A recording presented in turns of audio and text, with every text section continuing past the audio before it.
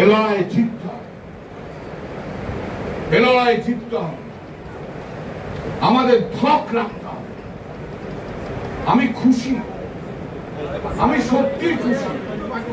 আমি ভাবতেই পারিনি এত লোক আসবে, আমি ভাবতেই পারিনি। আমি একদিনের মধ্যে এত লোক আসবে আমি ভাবতেও পারিনি। কিন্তু আপনারা এসেছেন, আপনারা প্রমাণ করে দিয়েছেন, এবং আপনারা যারা যেখানে আছেন তারা সংগঠিত হন আরো বেশি।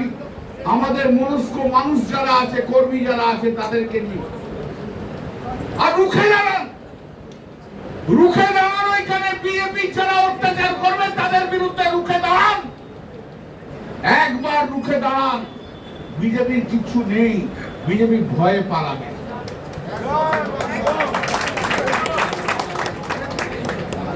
আপনারা জানেন আমি অলরেডি কেস শুরু করেছি অগ্নিমিত্রা পালের বিরুদ্ধে।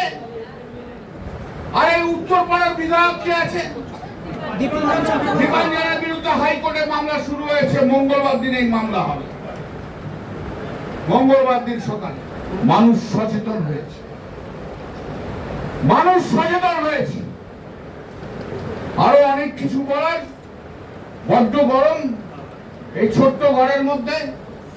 এই ঘরের মধ্যে আরো অনেক বড় জায়গা আমাদের দরকার ছিল, আমি জানি। আরো অনেক বড় জায়গা করে আগামী দিনে নিশ্চয়ই করব।